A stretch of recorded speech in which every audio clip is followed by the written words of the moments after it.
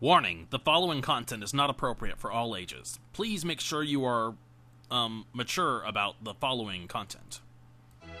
And now, it's time for pleasant Japanese literature with your host, Balmung HHG. Today's excerpt is from a short novella known as Drill Hole in My Brain by Otaro Maijo.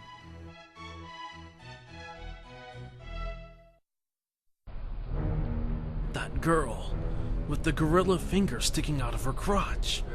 The gorilla inside the girl. I was sure that girl/gorilla had done something to me. The Shinkansen pulled into Maibara Station, and I put my hands on my crotch, near the back of my ballsack, about where the girl's snatch had been.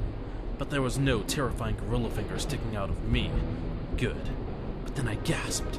There was no one sitting next to me, but across the aisle there were a couple of businessmen getting ready to get off the train, busy getting bags down from the luggage rack, so I quickly undid the clasp on my pants and took a look at my penis through the fly on my boxers. It was not a gorilla finger, but it was also not my penis. Makoto Muraki had castrated me while I was dreaming. Peeking out of the fly of my boxers was not Makoto Muraki's tiny, hairy penis, but that glowing white flower. Makoto Muraki had never seen that flower before. I gasped in surprise and didn't say anything for a minute, but then I thought about Akana. This way, even if I had wanted to have genital sex with Akana, I couldn't. I couldn't make Akana happy. Akana had wanted to have genital sex so much. I could still have head sex, but I could never have genital sex now. But if I could never have genital sex, then I could hardly ask for head sex. I could never do anything for her. I would take and never give back, which was out of the question. Except that was what I had been doing all along. I had never done anything for Akana at all. Just done what I wanted to. Take, never once given. And now I could never give.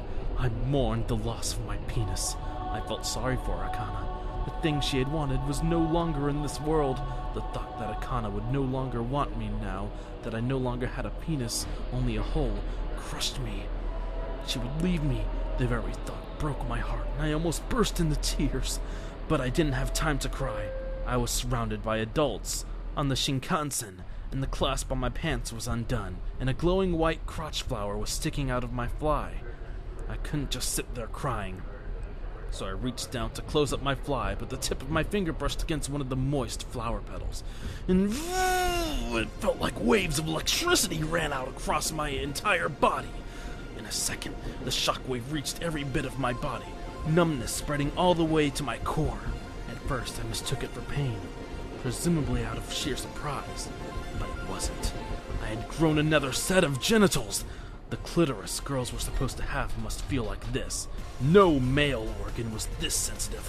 Hot damn! I grew a clitoris! I was thrilled, but once I thought about it a minute, I realized that a clitoris this big could be hard to handle.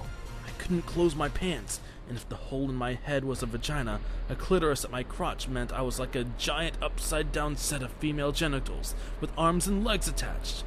Maybe my arms and legs were extra. Maybe they were large and small labia, which made me a walking snatch.